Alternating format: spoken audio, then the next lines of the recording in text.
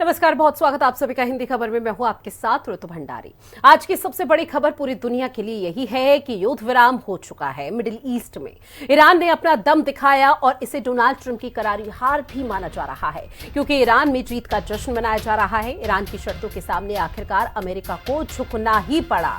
अब इसे ऐसे ईरान में देखा जा रहा है, लेकिन अमेरिका और अमेरिकी राष्ट्रपति डोनाल्ड ट्रंप इसे अपनी जीत मान रहे हैं।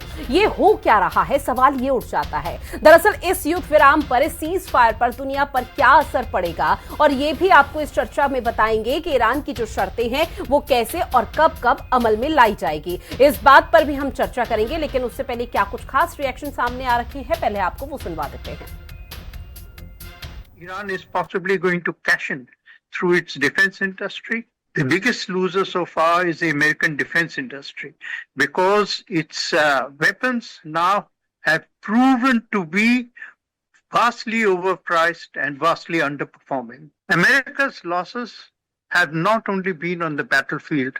I think America has lost far more than just a battle in which it never had defined objectives. ये दुनिया के लिए एक गुड न्यूज है कि एक दहशतगर्द और एक गुंडा कि जो पूरी दुनिया में आतंक मचाया था, ईरान ने उसके ऊपर लगाम लगाई और सुपर पावर को घुटनों पे लेके आ गया कि अब वो कह रहा है सीज फायर की बात कर रहा है। आज 40वां रोज है और अल्हम्दुलिल्लाह ईरान की फतह हुई है और सुपर पावर अमेरिका और इजराइल की शिकस्त हुई है। पूरी तरीके से जो 10 शराइत हैं सीज फायर की, उसके ऊपर गुफ्तगू होगी 2 हफ्ते के लिए। और कल तो कह रहा था कि हम ईरान को खत्म कर देंगे, हम ईरान की सभ्यता को मिटा के रख देंगे, हम ये कर देंगे ईरान का, हम वो कर देंगे ईरान का। गोले तो गिरते थे इन 3 ईरान में या इजराइल में, पर उसकी चोट पहुंचती थी दुनिया में। मैं तो ईश्वर से प्रार्थना करूंगा जो ये 15 दिन का सीज फायर है, ये अस्थायी सीज फायर में बदल जाए, युद्ध ना हो। ये बहुत खुशी की बात है कि ईरान और अमेरिका के दरमियान सीज फायर हो गई है और ये वक्त की अहम तरीन ज़रूरत थी। और उम्मीद है कि अब इससे पूरे न सिर्फ ये कि ईरान में लोगों को राहत मिलेगी, बल्कि पूरी दुनिया में इससे जो एक बड़ा ख़तरा मंडरा रहा था, उससे भी पूरी दुनिया को निजात मिलेगी।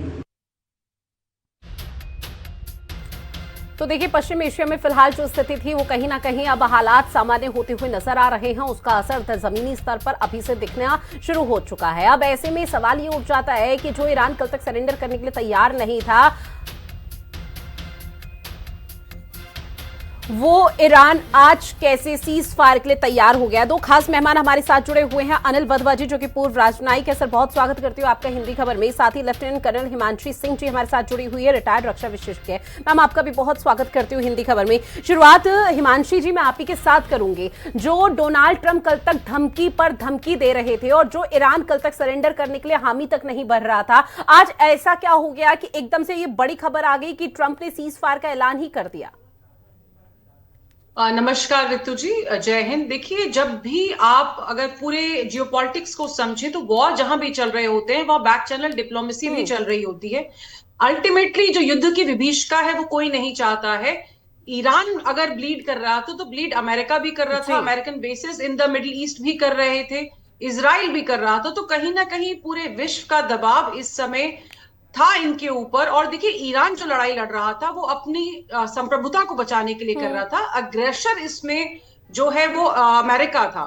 अब एक अगर आप बड़े परिप्रेक्ष्य को देखें तो अमेरिकन वेपन्स जो एक बहुत बड़ा अम्ब्रेला थे मिडिल ईस्ट में, और जो उन्होंने एक तरफ से कहा हुआ था कि हम आपकी रक्षा करेंगे, तो उस अम्ब्रेला में तो इतने ज्यादा छेद हो गए थे वो किसी मतलब का नहीं रहा था।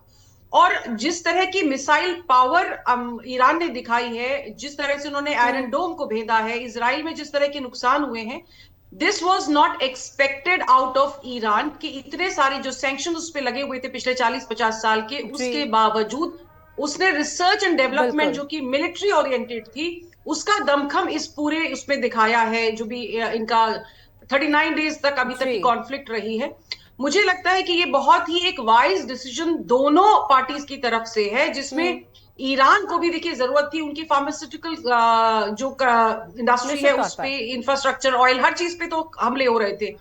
अगर ये इस समय एक सेफ और एक ग्रेशियस एग्जिट अगर इन दोनों को मिल रहा था तो उसे एक्सेप्ट किया है इन दोनों ने। और डोनाल्ड ट्रंप की जहां तक बात है तो वो जो कहते हैं मुझे नहीं लगता है वो करते हैं, और उसका एक he himself is a case study in the entire thing.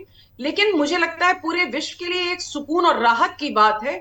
अब लेकिन इसमें जो बड़े प्लेयर्स हैं जैसे चाइना है और रशिया है, उनका जो वेपन इंडस्ट्री है वो बहुत अच्छा बूम करेगा इसके बाद में, क्योंकि मिडिल ईस्ट में एक जो बड़ी चीज है वो अमेरिका का जो माइट है, मिलिट्री माइट है, इकोनॉमिक माइट है, और जो उसके डेटा सेंटर्स जो थे उन सब चीजों पे एक बहुत बड़ा सवालिया निशान आ गया। जहां तक ट्रंप है उनकी तो किरकिरी जो हुई है।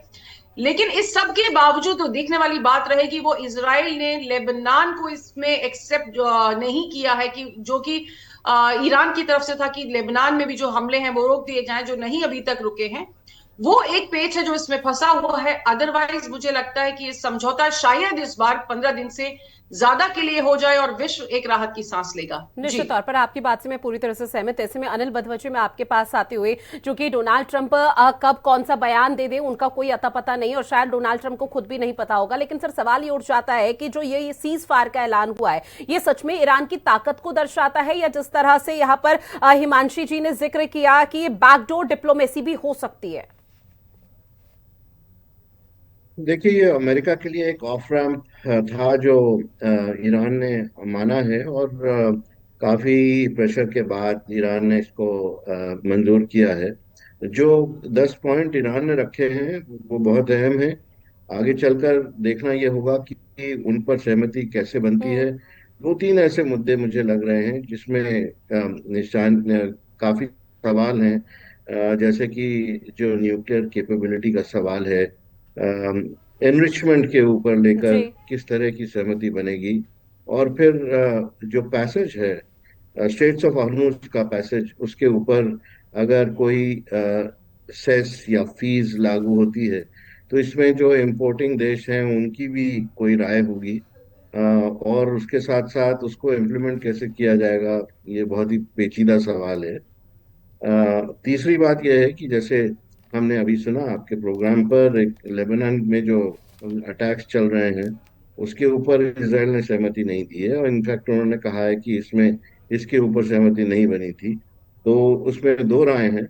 और उसके साथ साथ आखिरी सवाल ये भी होगा कि वॉर जो रेपरेशंस की बात चली है जो ईरान ने रखी है, उसको कौन देगा, या अमेरिका देगा, या फिर जो सेस लगेगा हॉर्मुज के ऊपर उसके थ्रू, और उसकी जो रिकंस्ट्रक्शन होगी ईरान की वो इस सेस के थ्रू होगी। तो ये काफी अहम मुद्दे हैं, और मुझे लगता है कि इसमें काफी चर्चा की आवश्यकता है। बिल्कुल, मेरे साथ दो खास मेहमान और जुड़ चुके हैं। पंकज श्रीवास्तव जी जो कि विदेश मामलों की जानकार हैं, और राजलक्ष्मी जोशी जी विदेश मामलों की जानकार भी हमारे साथ जुड़ी हुई हैं। आप दोनों का भी बहुत स्वागत हिंदी खबर में।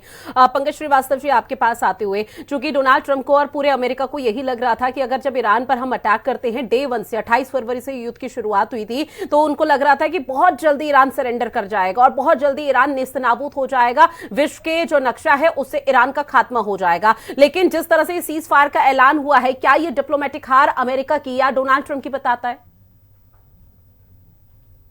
देखिए, सबसे पहले तो हमें ये जान लेना चाहिए कि अमेरिका के पूरे इतिहास में अभी तक जितना बदगुमान, बदमिजाज और बददिमाग राष्ट्रपति डोनाल्ड ट्रंप हुए हैं, इतना अभी तक कोई आया नहीं है। ये मतलब one fine morning he starts waging a war against some country, और किसी को सपोर्ट करना, जैसे यूक्रेन वाले वॉर में अपने आप घुस जाना, या दोनों देशों का मामला था, उन्हें निपटने देते आप। नाटो फोर्सेस ने आकर के वहां यूक्रेन और रूस वॉर को और बढ़ा दिया, वो एक अलग मुद्दा है। लेकिन ईरान ने जिस तरीके से युद्ध की करीब मुझे लगता है 25-30 साल से तैयारी कर रहा था अमेरिका के खिलाफ, माहौल तो 47 साल पहले ही बन गया था, 1979 में जब ईरान में क्रांति हुई थी। ये जो है CIA की सबसे बड़ी हार है कि वो ईरान की जो तैयारियां थी युद्ध को लेकर के, उसका सही आकलन कर ही नहीं पाए। और ट्रंप को जैसा लग रहा था कि हम तो साहब 15-20 मिनट में या हफ्ते भर के अंदर ही धूल चटा देंगे ईरान को, ऐसा कर नहीं पाए ये। और दूसरी बात ये है कि इनका जो ट्रंप ने जो अभी ये डिप्लोमेटिक सीज फायर की बात की है, ये सीज फायर की बात करने के पीछे देखिए, ट्रंप यहाँ एक दूसरी सबसे बड़ी गलती करने जा रहे थे। इससे पहले ओबामा ने किया था, जब ये लोग 10 साल तक ओसामा बिन लादेन को ढूंढ रहे थे। उस समय चीन जो है साउथ ईस्ट एशिया में ढेर सारे जो द्वीप थे, स्ट्रैटले आइलैंड्स, स्कॉर्बोरो आइलैंड्स, और ढेर सारे जो आइलैंड्स थे, फिलीपींस के थे, वियतनाम के थे, तमाम आइलैंड्स थे, वहां उसने अपने हैंगर्स बना लिए, एयरफील्ड्स बना दिए, आर्सनल्स बना लिए अच्छे से। और वो उसका गुआम बेस से लेकर के, गुआम बेस तो खैर अमेरिका उसके बाद थोड़ा सा साउथ में आ पाई है, तो पूरा ये जो साउथ चाइना सी का बेस है 9 डैश लाइन के तहत उसने बहुत घेराव किया। और चीन जो है अमेरिका को घेरना चाहता है। चीन जो है वो सही मायने में ये चाहता है अमेरिका की सत्ता को बदल करके अमेरिका से जो वैक्यूम क्रिएट होगा वहां पर चीन खुद काबिज होना चाहता है। ये गलती ओबामा ने किया, अब यही गलती जो है ट्रंप दोहरा रहे थे। हालांकि चीन को घेरने के लिए उन्होंने माडुरो को, पहले वेनेजुएला के राष्ट्रपति को पकड़ा, क्योंकि वहां सबसे सस्ता तेल चीन ले रहा था, फिर ईरान से ले रहा था तेल, तो चीन को घेरना चाह रहे थे। लेकिन ये ट्रंप को ये शायद नहीं मालूम था, या फिर इनके CIA फेल हो गई पूरी तरह से इस मामले में, कि ईरान को घेरने के चक्कर में चीन अभी फिर अपने गतिविधियां वहां बढ़ा रहा है, जिसे रोकने के लिए अमेरिका ने सर के पीछे से हाथ घुमा के नाक पकड़ने की कोशिश की। वो तो खुले में घूम रहा है, वहां जो इनके फ्लीट्स वगैरह थे अमेरिका के साउथ चाइना सी में, वो तो अब इधर आ गए, आपका स्ट्रेट ऑफ हॉर्मुज के आसपास आ गए। तो उससे क्या हुआ, चीन को खुली छूट मिल गई, उधर वो ताइवान को कब्जा करेगा, फिर 9 डैश लाइन को पूरा अपना आइलैंड बना लेगा, अपना स्फीयर ऑफ इन्फ्लुएंस बना लेगा। तो चीन को घेरने के लिए जो काम कर रहे थे, पहले वेनेजुएला, फिर ईरान, उसके बाद फिर चीन, अगला निशाना इनका चीन था जहां तक मेरी जानकारी है। लेकिन चीन को सीधे ये नहीं घेर सकते थे, क्योंकि चीन भी एक मिलिट्री माइट बन चुका है, और उसे घेरने के लिए ये 2 स्टेप्स ले रहे थे। और तीसरा स्टेप ये होता कि भाई चीन का जो प्रोडक्शन है वो खत्म हो जाता, वो महंगा हो जाता, बेसिकली खत्म नहीं, तो महंगा हो जाता, क्योंकि उसे तेल अब ओपन मार्केट से खरीदना पड़ता, महंगा तेल लेता चीन। तो ये बैकफायर कर गया इनको। और ईरान में ये ऐसा उलझे जैसा कि ओसामा बिन लादेन के समय 10 साल तक उधर उलझे रहे, अफगानिस्तान, इराक, अफगानिस्तान, सीरिया और ये इन सब कंट्रीज में। तो वही चीज इन्होंने दोहरा दी यहाँ पर।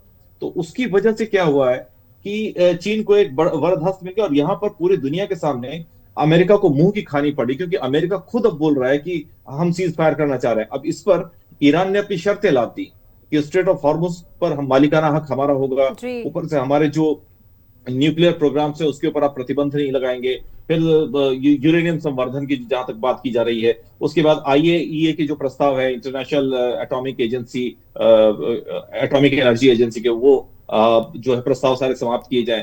साथ में ईरान को आप मुआवजा देंगे, अमेरिका से ये बोल रहे ईरान कि आप हमें मुआवजा देंगे, और इस पूरे गल्फ क्षेत्र से जहां जहां अमेरिका ने अपने बेस बना रखे हैं वहां से वापसी होगी, और वापसी करिए। और दूसरा, लेबनान और ईरान दोनों पर हमले बंद करिए। हालांकि इजराइल अभी उसके लिए तैयार नहीं हुआ, क्योंकि लेबनान में आप जानती होंगी कि वो हिजबुल्लाह का बहुत तगड़ा बेस है, और जब इजराइल ईरान से युद्ध कर रहा है तो हिजबुल्लाह जो है इजराइल पर भी हमला कर रहा है, और इजराइल चाहता है कि पूरी तरह से लेबनान से हिजबुल्लाह का बेस खत्म कर दिया जाए। तो यहाँ पर ट्रंप ने अभी मुंह की खाई है, लेकिन बहुत जल्दबाजी होगा इसे ये कहना कि भाई अमेरिका हार गया या फिर ईरान की जीत हो गई, क्योंकि अमेरिका फिर ये कोई चाल चलेगा, वो टाइम गेन की पॉलिसी हो सकती है अमेरिका की अभी, क्योंकि नाटो की जितनी भी फोर्सेस थे, किसी भी देश ने, वेस्ट के किसी भी देश ने अमेरिका के इस जंग में शामिल होने से साफ इनकार कर दिया। ये पहली बार हुआ है, वरना अभी तक नाटो फोर्सेस इनके साथ रहती थी, अमेरिका के साथ। अब नाटो फोर्सेस में भी दरार पड़ती नजर आ रही है। तो ट्रंप को दो मुही हार मिल रही है, एक तो ईरान के फ्रंट पर, दूसरा जो नाटो के जो इनके अलायंस बने हुए थे वो कंट्रीज भी अब इनका साथ नहीं दे रहे हैं। तो यहाँ पर अब ट्रंप थोड़ा सा समय लेकर के, मुझे लगता है कि ये एक सेकेंड वॉर ऑफ स्ट्रेटजी बनाएंगे और फिर आगे ईरान पर हमला करेंगे, क्योंकि ईरान को खत्म करने की जो रणनीति है, ये योजना है, ये अमेरिका भी बना चुका है और इजराइल भी बना चुका है। हालांकि इजराइल का कहना है कि वो लोगों के खिलाफ नहीं है, वो IRGC और ये जो इस्लामिक रिजीम है बस इसके खिलाफ ये काम करेंगे। अदरवाइज जो पर्शियन लोग हैं ईरान में रहने वाले, उनके साथ इजराइल का सदियों पुराना अच्छा दोस्ताना और व्यापारिक संबंध रहा है, उसी को इजराइल वापस बहाल करना चाह रहा है। तो ये पूरा मामला मेरी नजर। ठीक है। राजलक्ष्मी जोशी जी, मैं आपके पास आते हुए मैम, कि आपको क्या लगता है कि ईरान की जो जो शर्तें हैं, क्या वो अमेरिका के राष्ट्रपति डोनाल्ड ट्रंप ने मान ली, उसके बाद ही सीज फायर का ऐलान हुआ? क्योंकि अगर इसका जवाब हाँ होता है मैम, तो फिर जब ये युद्ध की शुरुआत हुई थी उसके 2 हफ्ते बाद ही ईरान ने इन शर्तों को रख दिया था, तब डोनाल्ड ट्रंप क्यों नहीं माने थे और आज जाकर वो झुक चुके हैं? नमस्ते रितु जी, और आपने बड़ा सटीक प्रश्न पूछा है कि ये बहुत पहले थम सकता था। इनफैक्ट ये जो है मुझे लगता है ये ग्रॉसली मिसकैलकुलेट और पूरी तरीके से अंडर एस्टिमेट कर दिया था अमेरिका और इजराइल और उनके सभी अलाइज ने कि ईरान की क्या तैयारी है और ईरान की क्या क्षमता है। देखिए, मैं अपनी तरफ से पर्सनली अगर मैं कहूँ तो मुझे ये जो आयतोल्लाह की जो रेजिम है इससे मुझे कोई भी सहानुभूति है नहीं, लेकिन फिर भी मुझे लगता है कि जिस तरीके से इन्होंने रेजिम चेंज करने की कोशिश की, मुझे लगता है ये पूरी तरीके से वो उसमें फेल हो गए। बस उनका एक ऑब्जेक्टिव जो है वो हो सकता है कि वो उसको उन्होंने पा लिया कि वो ओरिजिनल जो आयतुल्ला थे उनको उन्होंने खत्म कर दिया, लेकिन कुछ भी वैसे तो कुछ बदला नहीं। उन्होंने टॉप लीडरशिप को हटा दिया, लेकिन फिर उससे कुछ फर्क पड़ा नहीं। उल्टा ऐसा हो गया कि जैसे कोई घायल शेर की तरह ईरान जो है वो आजू बाजू के जो मिडिल ईस्टर्न जो कंट्रीज है उन सभी पे उन्होंने वार करना शुरू कर दिया। और मुझे ऐसा लगता है कि आज जो है ये परिस्थिति ऐसी थी कि किसी तरह वो देख रहे थे कि क्या एग्जिट स्ट्रैटेजी हो सकती है अमेरिका की, क्योंकि इसमें एक तो इजराइल के ऑब्जेक्टिव्स अलग है और अमेरिका के ऑब्जेक्टिव्स अलग है, तो वो भी एक है। तो आज एक उसमें एक शंका ये भी है कि पता नहीं इजराइल इनमें से कितने शर्तों को मानेगा, क्योंकि अमेरिका की तो अलग बात है। और वैसे देखा जाए तो अभी आज भी पलटा ईरान का ही भारी नजर आ रहा है, क्योंकि अगर उन्होंने ये ईरान की जो 10 शर्तें थे अगर वो मानी है, तो फिर आप देखिए कि इतने वर्षों का जो सैंक्शन था, इतने वर्षों के जो उनके फ्रोजन एसेट्स थे, वो सब अगर आपने उसको रिलीज कर दिया है, अगर आप पूरी तरीके से अगर आप उनको ये इनका हॉर्मुज स्ट्रेट का अगर कंट्रोल दे देते हैं, तो ये सब जो है ये तो पक्ष में हो गया ईरान का। तो सीज फायर तो जो है, और जो पाकिस्तान की तरफ से पाकिस्तान के कंधे पर बंदूक रखकर जो आज सीज फायर नजर आ रहा है, तो मुझे ऐसा लग रहा है कि उनको किसी न किसी तरीके से एक डिग्निफाइड एक्सिट चाहिए था। जैसे मेरे पूर्व पैनलिस्ट ने भी कहा था कि एक डिग्निफाइड उनको चाहिए था कि दोनों पक्षों को, क्योंकि सभी को सीज फायर चाहिए था, लेकिन एक ईगो इशू बन गया था कि हम किस तरीके से ये कहें कि ये हमसे ये युद्ध जम नहीं रहा है।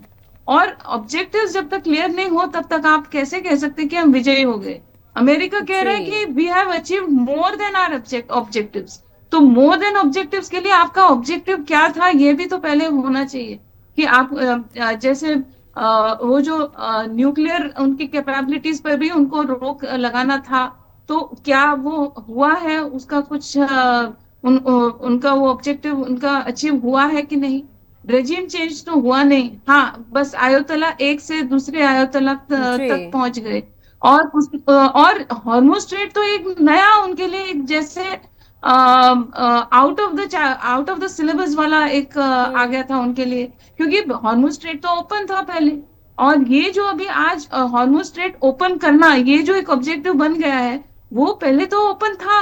आप आज एक नया ऑब्जेक्टिव लेके खड़े हैं, तो ये जो है मुझे लगता है ये पूरी तरीके से वैसे देखा जाए तो ईरान का ही थोड़ा पलड़ा भारी नजर आ रहा है। लेकिन ये भी है कि अमेरिका और इजराइल दोनों को अपनी तैयारी के लिए भी थोड़ी समय की जरूरत थी। तो मुझे लगता है कि वो सभी के लिए एक विन विन सिचुएशन बन गई है।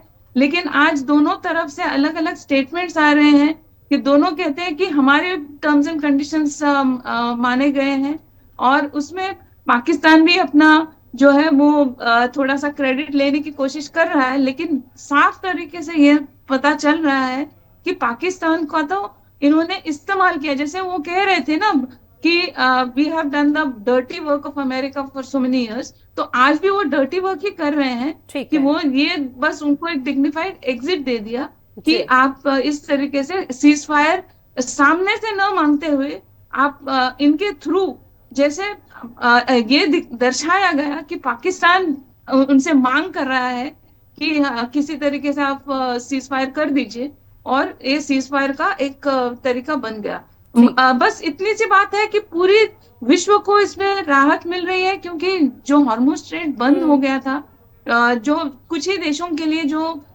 एक उपलब्धि थी, लेकिन उसमें भी आप देख रहे होंगे कि बहुत कठिनाई हो रही है सभी देशों को। तो ये ओपन फिर से रीओपन होना, ये बहुत अच्छी बात है, और आई होप कि ये सीज फायर बनी रहे बहुत दिनों तक। ठीक है। हिमांशु जी, एक बार फिर मैम आपके पास आते हुए, चूंकि देखिए राजलक्ष्मी जी ने जिक्र किया ईगो इशू का, ईगो इशू में बाद में तीनों देशों को ये याद आ गया होगा कि किसका कितना नुकसान हुआ है, विशेषकर अमेरिका का। लेकिन अमेरिका के राष्ट्रपति डोनाल्ड ट्रंप को लेकर जिस तरह से पंकज श्रीवास्तव जी ने भी बताया, उन्होंने हालांकि कई कठोर शब्दों का इस्तेमाल किया, लेकिन सीधे तौर पर यह कहना गलत नहीं होगा कि अपने मूड स्विंग को खुद डोनाल्ड ट्रंप नहीं समझ पाते तो विश्व क्या समझेगा। अब 2 हफ्ते के बाद क्या डोनाल्ड ट्रंप का प्लान देख रही है? कहीं ऐसा ना हो कि अभी तो सीज फायर 2 हफ्ते के लिए कर दिया गया, लेकिन 2 हफ्ते बाद उनका मूड और दिमाग चेंज हो जाए, फिर कुछ और ही रिजल्ट सामने आए।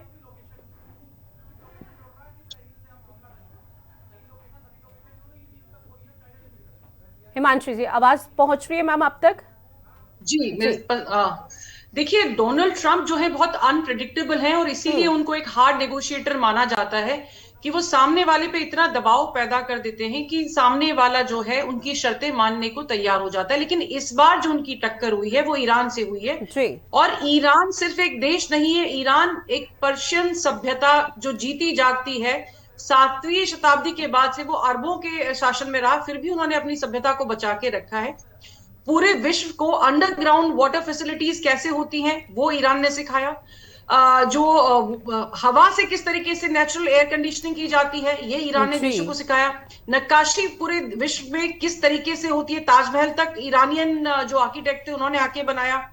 रिसर्च एंड डेवलपमेंट में रहकर एक standing military power despite 12,700 sanction बनना, और इस तरह का ड्रोन बनाना कि जो अमेरिका खुद कॉपी करके उसका लूकस नाम देके बना रहा है।